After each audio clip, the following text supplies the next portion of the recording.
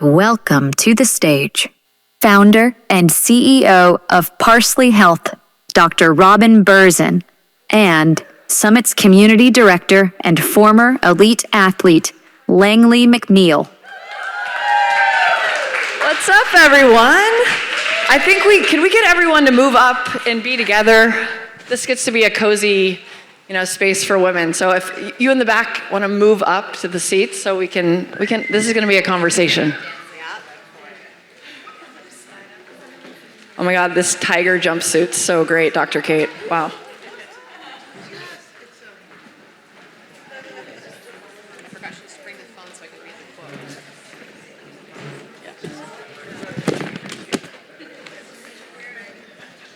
All right, yeah, that feels a lot better, thank you. So the way this session got spun up, right? Over the last 17 years of Summit, we've had incredible talks on biohacking, longevity with people like Tim Ferriss, Dr. Hyman, Oz Garcia, Andrew Huberman, but usually all men, right? There's not a lot of space to talk about women's longevity, women's health. First time I met Robin, I think there was 8 men on a panel and Dr. Berzin. And, over the years, Robin has really elbowed her way into the space. And very sharp elbows over here. And then when you think of functional medicine, right? Everyone can agree on root cause medicine, but it's usually like, well, that doctor has a waiting list of a year and a half. Good luck getting into them. Or I don't live in a coast city. I don't even have access to that. Or maybe I do, and it's $6,000 to $10,000. So what I love about what Robin's done is she's made functional medicine accessible at scale. So Robin, I just want to say thank you for what you've built, and talk to us about why you decided to build Parsley Health. Well, first of all, thank you, Langley, and thank you, Summit, right, for just bringing such an incredible group of people together. And I'm sure there's a lot of people in this audience who are in health and wellness or passionate about health and wellness. And one of the things I remember first about coming to my first Summit over 10 years ago was like the focus on fitness and wellness as part of living a high-performance lifestyle. And so everyone here is already in that. And so it's such a joy to talk to this kind of audience who's kind of already not just drinking the Kool-Aid, but like living it. And I think we've all seen over the past decade how the space of longevity and functional medicine have really transformed. But when I was starting out, so I'm a regular doctor. I trained at Columbia and Mount Sinai Hospital in internal medicine, but I actually met Mark Hyman a million years ago, 20 years ago, and learned about functional medicine through him. And when I started learning about functional medicine, I became really interested in the idea of treating the root cause instead of just banding the symptom. So like you're not lying awake at night because you have an Ambien deficiency. Your migraine isn't a painkiller deficiency. But in my training in medicine, I saw that we were like managing symptoms and managing disease, but we weren't helping the body heal. And it was really obvious to me that there was a way to do that.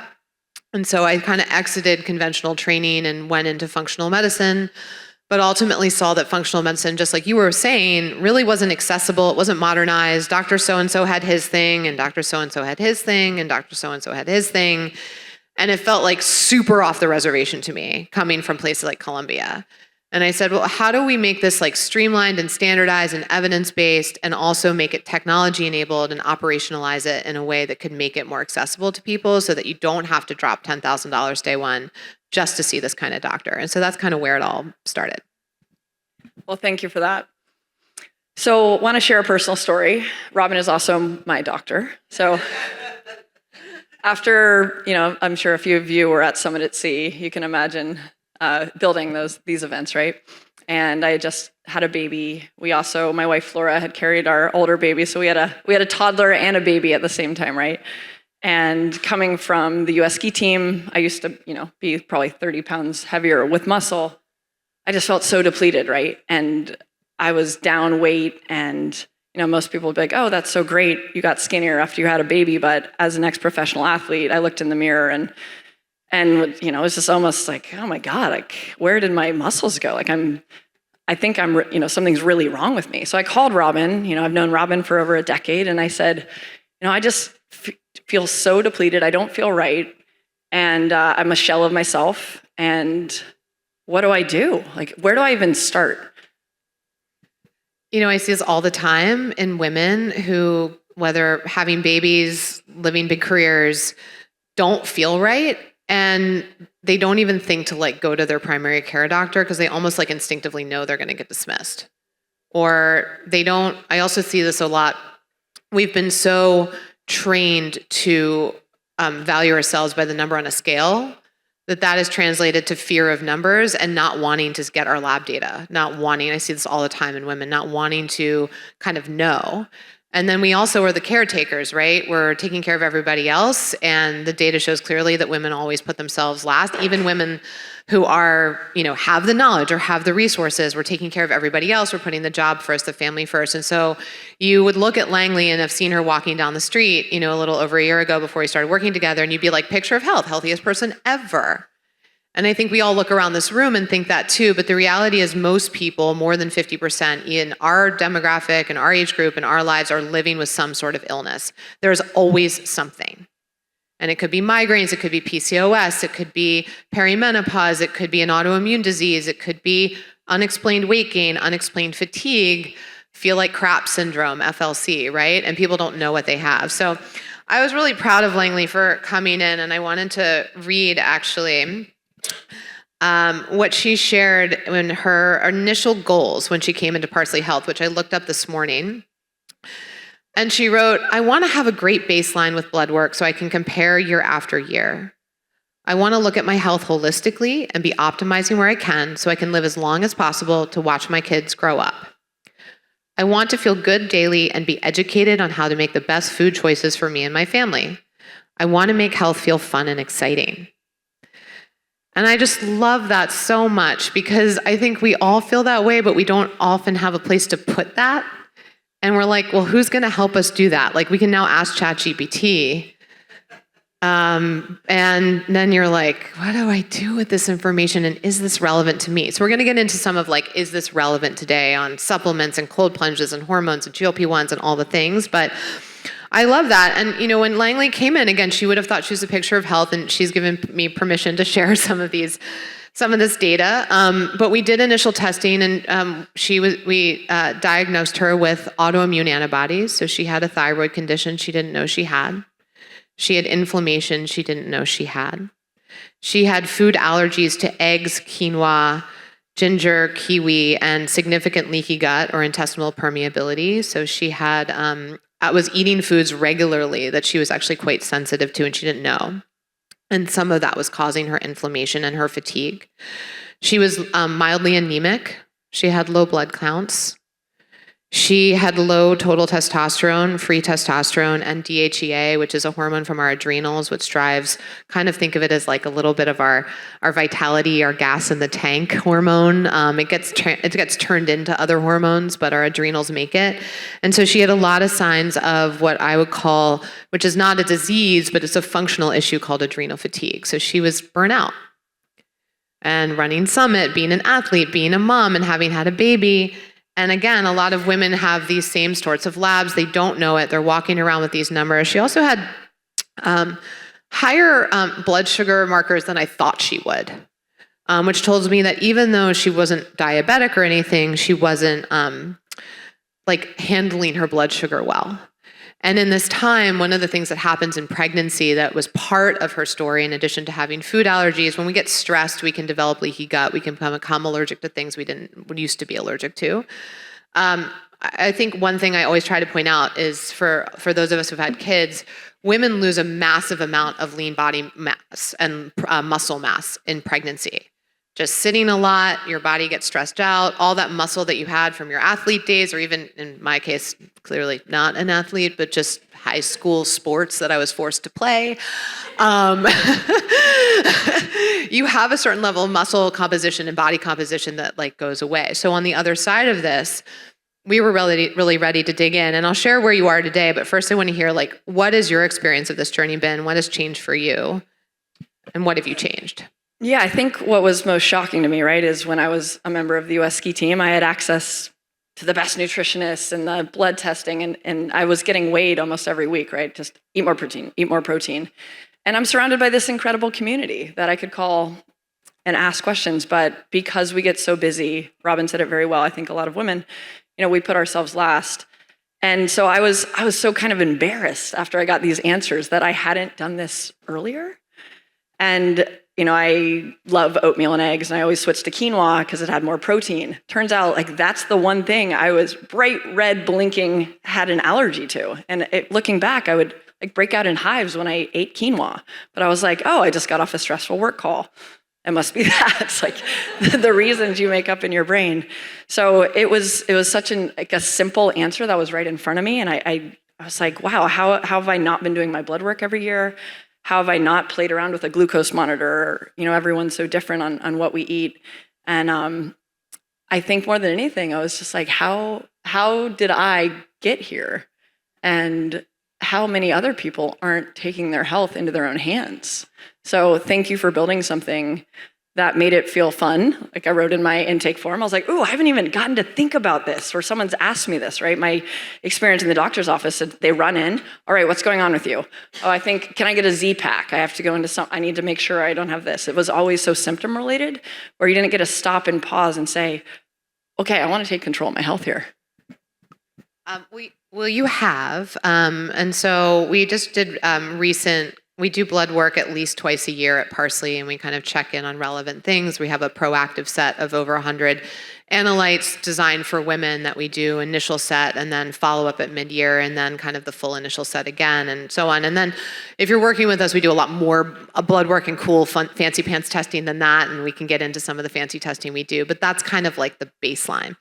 And so we repeated the baseline recently, and I'm proud to say that you should be proud because you did all the work. I just gave you the numbers.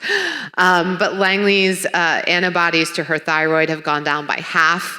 Her thyroid function is beautiful. Her total testosterone's up 30%. And in large part, what she's been working on, going back to some of those early days, eating more protein, doing more weight training, kind of building herself back up from that depletion. Her anemia has resolved, and her blood sugar is improved. And we will at some point again test the leaky gut and the food allergies, but right now we're still kind of in a healing phase, and so we'll go back again at some point and look and see how those are doing. But overall, everything is up and up. Once you have, just on the autoimmune point, by the way, 80% of autoimmune diseases in women, and it takes on average 5 to 7 years to get diagnosed. And regular primary care doctors are not doing this type of testing, so it gets missed all the time. So if you're having the sense of inflammation or fatigue or joint pain or rashes or even GI issues, a lot of that can be from an underlying inflammation. And I remember when I gave you the initial results, you were like, oh my God, do I have an autoimmune disease? Is this and I'm like, well, like many women, you have autoimmune activity. Your body has recognized your thyroid as non-self and it's starting to attack. What we can do from here is try to quell the inflammation in your body and keep your thyroid stable forever, because what we don't want to do is see that attack go up and up and up and up and up, eventually lose thyroid function. And so we might not be able to get the immune system to unsee what it's seen. However, we can keep it stable, and that's the goal, and have it not get worse. And so that's what a lot of the work we're doing around supplements, around diet, around stress, and it's working. Thank you. I mean, Dr. Robin, thank you so much for everything. So we're going to get right into it. There's a lot of myths. There's a lot of hype. Everyone wants to take away what they can do today. So if you were to tell this room 3 things that they need to be focusing on right now, what would those be? Ooh. So foundational for women, I call it brains, bones, and booty. BBB. It's really easy to remember. And the reason I say this is because women go through 2 major health transitions. Pregnancy, 86% of American women will have a baby by the end of her childbearing years. So not everybody does, but most. And then 100% will go through menopause. And the changes in our hormones during these 2 phases of life, the changes that result from pregnancy, losing lean muscle mass, you build your baby's brain from your own fat storage, from your own omega-3 fat storage. It goes out of your stored fat tissue to build your baby, and then more of it goes out through breast milk. There are brain changes that happen in pregnancy. And then menopause, your progesterone and estrogen get wonky for anywhere from 2 to 10 years, depending on when you start perimenopause. And then they kind of fall off their lovely cliff and they say goodbye. And testosterone for some women maintains, and for others it also goes off the cliff with the other hormones. And in these hormonal transitions, estrogen is brain protective, estrogen is bone protective, estrogen is one of the feet on the gas of your metabolism, keeping your blood sugar stable. And so in all of these changes, we as women are a setup for chronic disease in a way that men aren't. We have 2 to 3 times higher rates of dementia. We have 5 times the rate of osteoporosis. We start gaining weight 1.5 pounds per year on average, starting in perimenopause as our metabolisms start to change, which sets us up for diabetes and heart disease and further dementia down the road. And we also went through a roughly 2-decade period where a misinterpretation of the research around hormone replacement therapy led to generations of women not getting any support in their hormones through outside estrogen or outside progesterone, and even testosterone, which isn't always right for everyone, but it turns out is really, really protective and helpful for a lot. And so in these, what I try to have women do when I think about the foundation is take a big step back, because what I see a lot of, it's my hormones. How many of you all have said to yourself, it's my hormones? My hormones are wrong. My hormones are bad. My hormones are off. They're doing something bad. I don't know. A lot of times it's not your hormones. It could be your gut. It could be your autoimmune. It could be your thyroid, which is a hormone, but not a sex hormone. It could be an insulin, which is another hormone, but not the hormones we're thinking of when we think it's my hormones. And so Brains, Bones, and Booty is really the step back of saying, okay, what is foundational to build a body that can get to healthy aging, which is defined as by age 70, you are high mental acuity and free from the major preventable chronic diseases, and focusing on building our bones, building our brain, and building our booty, which is our lean muscle mass, is really the things that I want women to focus on, because when you do that, you take a holistic picture and you get out of this like deep dive on my hormones and you start building the things that are going to give you that longevity and health span. All right, let's get into that a little more. So we've heard of the weighted vest, the high impact training. Is that what you mean by that? Getting in the gym and... Yeah, so let's talk about booty first. We'll start there. So we lose a lot of lean muscle mass in pregnancy for those who go through that experience, and in general, just in life, right? We look at screens all day, we sit sedentary lifestyles. Everybody's losing lean muscle mass steadily from their 20s beyond, unless you really maintain it. We need to get rid of the number on the scale and get rid of the scale, the regular scale, and focus on body composition. So what is your lean muscle mass? Women will always have more fat mass than men, about 10% more fat mass. We have a layer that we need. But, we want to have a healthy body composition, a healthy ratio around our muscles and fat. And so a lot of people don't know what that is. So the best way to figure that out is to get a full body DEXA scan. If they're everywhere in gyms and different practices and so forth, have them. If you can't get access to that, getting like one of these body composition scales and body bio withings, et cetera, they're not like the most accurate, but they'll give you a baseline to you that you can look at home and trend like how you're doing. And so building lean muscle mass is our foot on the gas of our metabolism. It keeps our blood sugar stable. It allows us to build our bones up as well. It keeps us upright and strong. It is our energy tank. And doing that actually bears out in really great data on long-term cognitive function when you're building lean muscle mass. So a lot of women were often told be smaller, and we need to get away from that and think about being stronger. I love that. I mean, a few kind of practical things I did to reverse my numbers is Robin's like, Lang, you got to go gluten-free. And I was like, no, I can't be one of those people. I've always kind of made fun of those people when they come to my house. So that's how I reduced the inflammation in my body by 50%. I found it actually wasn't as hard as I thought it would be with all these, thanks to Jody, who's gluten-free. That's why you'll see gluten-free pancakes at 2 a.m. if you want to go to the Siren tonight. The other thing was I didn't know about food pairing, right? So, when you're grabbing maybe an oatmeal, if you're having the walnuts with that's going to stabilize your blood sugar. I had no idea about that. I was having a banana in the morning sometimes, and that would it was like having a bag of candy. Yeah, so sugar in the morning, a lot of us are schooled into like the carbs for breakfast mentality. It's the worst thing you can do. So your cortisol starts out high in the morning. Naturally, everybody's cortisol is higher in the morning and comes down naturally over the course of the day in a like functional cortisol curve. And when your cortisol is high, you store more of your the sugar in your bloodstream that you're eating as fat. And it is another sort of push on your insulin levels and your insulin sensitivity. So eating, if you're intermittent fasting, cool. When you do break your fast, whenever that is, you don't have to intermittent fast, but whenever you break your fast, protein and fat for breakfast. What Langley's talking about is like people have oatmeal or cereal or like toast or things like that, or even juices and fruit smoothies for breakfast. It's literally just like a sugar bomb.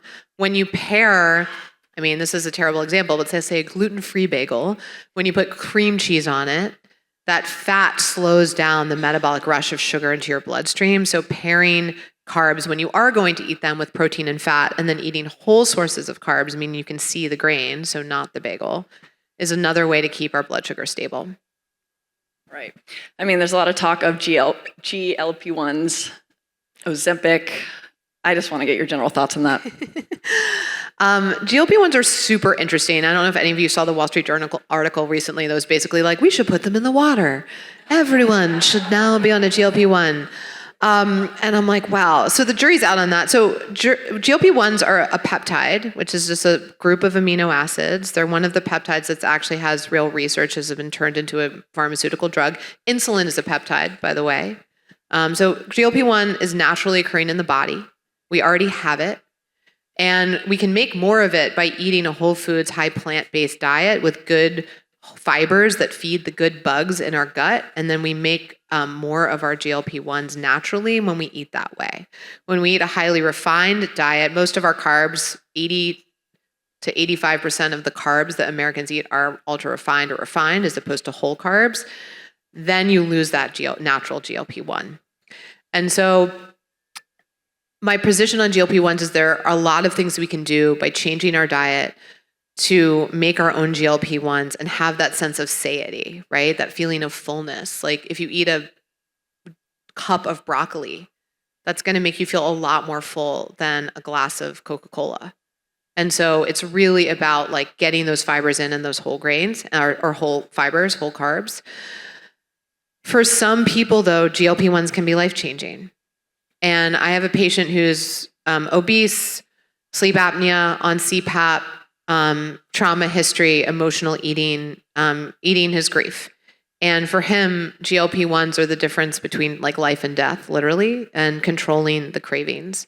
And so in the functional medicine, longevity medicine community, you have a lot of people who are super anti, and then you have people who are using them all the time along with everything else. And I really fall in the middle and I say, well, let's figure out why you're gaining weight. Is it your thyroid? Is it your eating habits? Is it inflammation in your body? Is it a metabolic issue? And then let's address all that. Let's make sure we build our lean muscle, eat adequate protein, because all GLP-1s do is cut your appetite. That is the only thing they do. They make you eat less because you're not hungry. And that can be really valuable for people, especially in a world where the foods we're eating have all been designed to hijack our satiety signals and make us want to eat more and more and more. But I don't believe that they're the cure-all. And I'm also curious to see in 5-10 years what the longitudinal data says around side effects, because I don't think we know yet. All right, by a show of hands, who has supplements in their kitchen? They have no idea what they do. The branding was great. They bought them. They want to try them. Robin, talk to us about supplements. What are a few that you think we all really need to be using? And what are some that maybe we could save our money on? Everybody has a supplement graveyard, even me. So don't feel bad. And one of the things that's so important with supplements is that, you know, magnesium is not Xanax. You've got to take it on a regular basis in an ongoing way to get the effect. So I see a lot of people start a bunch of supplements at once, have no idea what's doing what, starting one thing at a time, giving it a month or a couple weeks to a month to see how it's doing, and understanding and tracking, what am I taking this to achieve and how am I going to measure that? So am I going to be using blood work to measure the effect of this supplement? Am I taking Fortitropin, which is a new supplement that can help you build lean muscle mass more easily. Well, are you measuring your lean muscle mass through a DEXA or through, a body composition scale at home and you're going to the gym and working out? Like, how are you tracking if this thing is working for you? So what I see a lot is people come to Parsley, they're on a zillion supplements.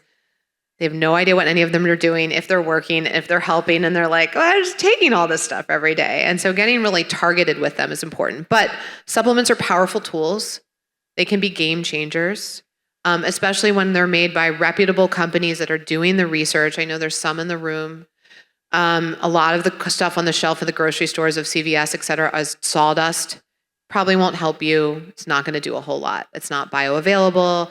There's no research on it. What's in it isn't, what they say is in it isn't really there. And so getting high quality supplements is critical. There's a lot of things that people really benefit from. I talked about women, omega-3 fats. Can't eat enough flax seeds in the world of people to get, I'm sorry, Courtney, I'm so sorry. You cannot. To replete your body of omega-3s post-baby and just in our diets to get the level of omega-3 fats. It's important for brain health and inflammation. So I recommend that one. I'm a huge fan of magnesium. It is nature's Xanax, actually. It helps you calm, but it's really important for bone health. So as women think about bones, it's not just calcium. And so there's some great supplements out there. I like Algae Cal, I like Bone Builder Forte, things that have a compilation of magnesium, strontium, not just calcium in them that can help you build bone. But magnesium is important for even insulin sensitivity. A recent study just came out saying improved insulin sensitivity by over 20%. And so I take 200 to 400 milligrams of magnesium glycinate a day. Watch out for oxide. It will make you go to the bathroom. And that people take it for that, but the formulation of magnesium really matters.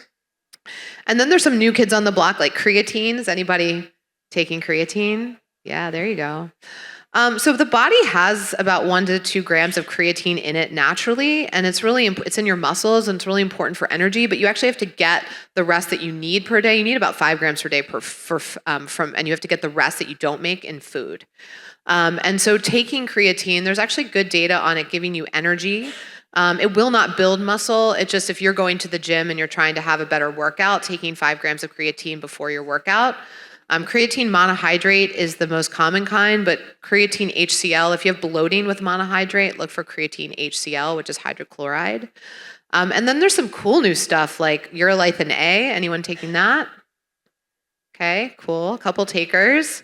So not amazing human data on some of these, let's be honest. Urolithin A, berries and nuts have tannins in them, and your gut bugs take that and they turn it into urolithin A, which is helpful for stimulating our mitochondria, which is our little energy powerhouses in the cell. Anyone remember biology from like whenever you were in there? They're real important and they need us to treat them well. There are a variety of mechanisms. Urolithin A theoretically helps you with strength and mitochondrial energy. I think the thing to watch out for is that a lot of these supplements don't have, and peptides fall into this category largely, with some exceptions, have little to no longitudinal human data in them. Sometimes a lot of this deep research is coming out of animals. And so most of it falls into the can't hurt, might help bucket, which is a lot of things. But that's where tracking and seeing if it's helping you and not letting it get lost amongst 50 other supplements is really, really critical. So I'm also a big fan of Seed Health, and you're going to hear from Ara Katz next, who's in the front row over here. Also, yeah, there's a whole talk on the microbiome coming up, so I just skipped that entire category because you have the expert in the front row. I just saw her over there. I just wanted to say hi. So I ran into Robin this morning, and I was a little flustered, right? I was like running to meet Jody, and I was like, God, I'm just, the stress, right? Am I not going to live very long because I'm so stressed? And you had such a refreshing answer about stress management. Can you share? So I think balance is bullshit, and I think it's impossible, and I think everyone's here because we're all people who push ourselves and are trying to build and create. I have 3 kids. I run a company. Like, I'm married and have a partner, like all the things, right? There is no balance. And stress is helpful, right? When Langley is a competitive ski racer, you better believe that her cortisol is through the roof when she's on that mountain. And that is adaptive. That is intentional. That is correct. And so it's not about like evening out the stress in your life, which I feel like just makes everyone feel like they're failing. It certainly makes me feel like I'm failing. It's about how do you recover? And the epigenetic research, epigenetics are like, we have our genes, but only 10% of our health is defined by our genetics we're born with. But your genes are being turned on and off in real time by the foods you eat, the toxins in your environment, and your stress levels. And actually, in one study, they showed that stress management, meaning how you, not having stress, but how you deal with stress, had the biggest impact on reversing or reducing epigenetic age, meaning the markers on your DNA that show how fast you're aging, which is a wild oversimplification, but that's essentially what we're talking about. And so I think it's a lot about how do we train our bodies and our minds to recover from stress, and get good at it. Because I think we all just have to be good at it. And you can use things like contrast therapy as an example with sauna, which activates heat shock proteins and is good for our cardiovascular health. Great data on sauna. And you can contrast a sauna with cold plunge, which we can go into that if you want. A lot to say on cold plunge, but a hot-cold differential, right? What does that force your body to do? You heat up, you cool down, you get back to baseline. That is resilience. And I think when we're talking about stress, we're missing a lot in terms of building resilience. Yeah, I just love that answer. I mean, my wife Laura watches me. I take a cold shower before this talk, and I'm doing my push-ups in the room, and she's like, "You're not going on a ski race right now." I'm like, "Well, I kind of am. It's the same kind of prep." We did 20 squats outside before this talk. Put you in the mood. So, I was talking to Raman. We were building a sauna in our backyard because for me, that's the thing that makes me sleep really well, and I just find it's my haven. And so there's been a lot of research about cold plunges, right? And Stacey Sims was just on Huberman talking about women need it to be 55 degrees or over, or it's actually causing harm. So I was talking to Robin about that. I wanted to get your thoughts. Yeah, different point of view. It's not causing harm, but women on average, and every woman's different, every man is different. And so I caution us in these things to pay attention to you and your body. Because what is in a magazine article or on Dr. Chat or somebody says on a podcast is not necessarily relevant to you. And that's where actual medical care is important to give you sort of that guidance. But when it comes to cold plunge, there's literally no real research on cold plunge longitudinally in women. So all these things that you hear about cold plunge in women are based on extremely flimsy data. And then a lot of the data that I know Dr. Stacey talks about is in women athletes. And I think I'm not an athlete, just clearly. And I'm a Zoom jockey and I work out, but that's my life. And so it's just not relevant to me. But here's what we do know. One, women on average get to the shivering point more easily than men. So therefore, we don't necessarily need to be in as cold as men to get to shivering. The only value of cold plunge is to shiver. Why do you care about shivering? Shivering actually is what beiges our white fat to brown, and the more brown our fat is, the more metabolically active it is, the more it's actually burning calories. It's why you want to sleep in a cold room at night. You only need about 1 to 2 minutes in the cold plunge to get to that shivering point. And for most women, you can get to shivering point at around 55 degrees. You don't have to be in a 40-degree cold plunge. And then, at least in theory, or Stacey talks about this, if you're in a super, super cold plunge and you stay in there forever, and you come out and you can barely move and you're about to fall over and your sympathetic overdrive, your body's I'm dying. I've fallen off the glacier and into the water and I am dying. That might be not so good for you.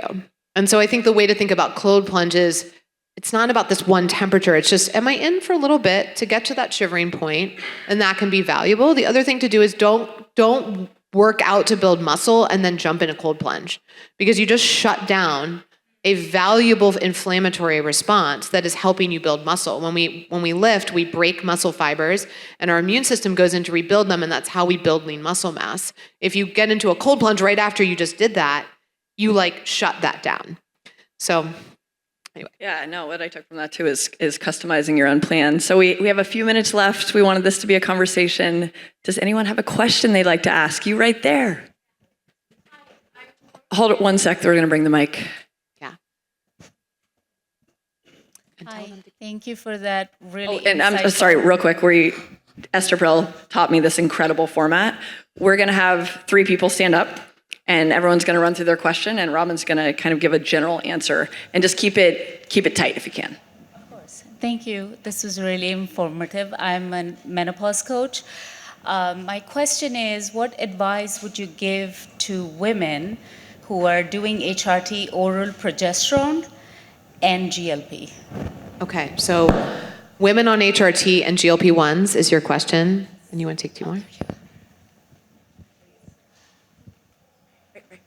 These two.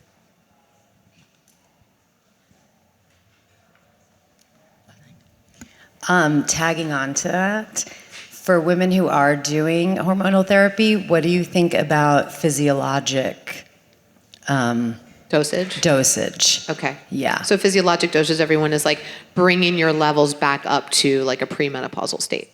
Yeah. Okay? So 2 HRT questions, GLP-1 and dosage. And mine is related to HRT after 50, yes or no? Great. So hormone replacement therapy, that's probably as much as my brain can hold. So I prescribe a lot of hormone replacement therapy. It's a really powerful tool. I'm not a fan of the companies out there who are just slinging HRT and not doing testing. I think it's irresponsible. You don't know where your levels are, and there's a lot. And I'm mixed on that, to be honest with you, because it's great that there's more access, and we need more access after a vacuum of access. But I see a lot of issues with that sort of onwards. In menopause, we talked about earlier, you're losing your estrogen, or your estrogen could be all over the place.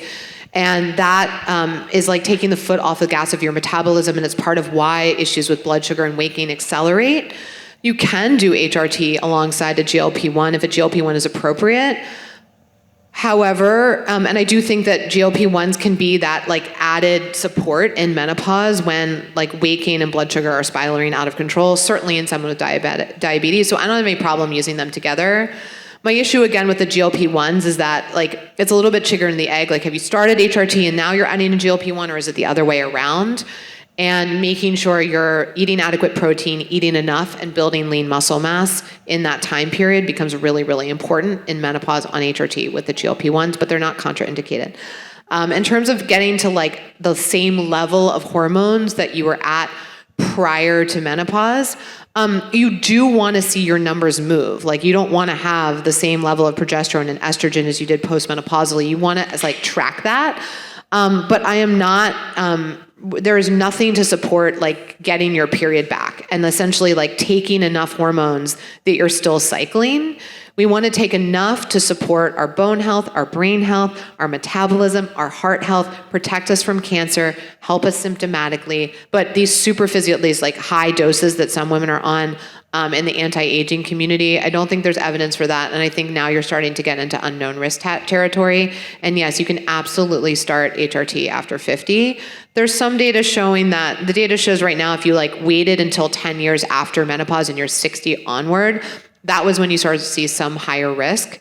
That data's not great, but that's what we have. And so if you are 60 plus and looking to start HRT, it's a real like pros and cons type of thing with your doctor. All right, we're going to do a real quick. Ara had a question. Hi. Courtney. Oh, I'm so sorry. I'm so sorry. I didn't see the mic right there. Hello? Yes. Hi. I'm going to be vulnerable here for everybody. Hopefully it's helpful. I'm doing much of what you're recommending, including rebounding. Got my recovery bitch, algae, chlorina, whatever. For those of us who must do hormone suppressors for estrogen, progesterone positive breast cancer and are living with that on a daily basis, where the cells are basically turned inside out and they're feeding off of estrogen and progesterone, the thing that we're trying to maintain. First of all, very helpful what you were saying. All those things do help. What are some of your suggestions on approaching living through this and repairing to the other side to make it, I know you can't prevent pain, but I'm living my life without suffering and with joy. And I just wanted to share that because it does happen. We do get too far. Our cells can. I'm an example of what happens when your cells kind of decide to go rogue, and I went through all of those things that you're discussing, and I'm on the other side of that and dealing with something. And it's actually a beautiful experience. But are there things that people can be doing now, and also people like me who are going through this to optimize? Because I do believe there's a way through it with functional health. So thank you. Post-breast cancer, health optimization and hormones. Yep. And then RN. We have 1 minute on the clock, Okay. so maybe just Okay, take that maybe guy. we'll just take this one. All right. So,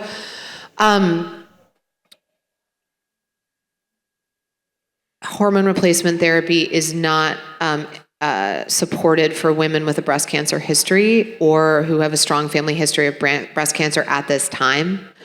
I think that more data as we start using HRT more widely will come out that supports it in some women sometimes, but it's not for you.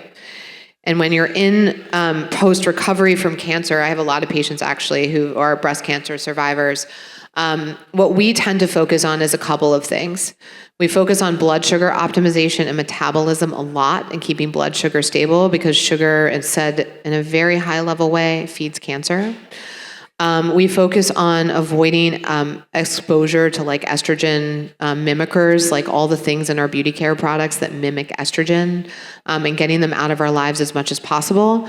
And then we also focus on surveillance, right? I have a post-breast cancer patient who then went into recurrence. As much as you want to do around health and wellness and supplements and nutrition and exercise and stress and all the things, modern medicine is an amazing thing. And so getting our ultrasounds, getting our mammograms, I think the future is breast MRI, and we're going to kick mammograms to the curb, hopefully sooner than later. And I think the MRI companies that are making MRIs more ubiquitous is a good thing because it's going to accelerate our path post-mammogram. Also, liquid biopsies like Gallery by Grail, we offer that at Parsley. Getting much more proactive about our cancer screening and testing is going to be the future. Well, thank you so much, Robin. I mean, what you've built with Parsley Health is truly remarkable. It takes insurance. It's the Not everywhere, but we take insurance some places. I'm always like, then people are like, I'm in Texas and you don't take my insurance. I'm like, I know. Some places we do, but even where we don't, it's not crazy. ParsleyHealth.com.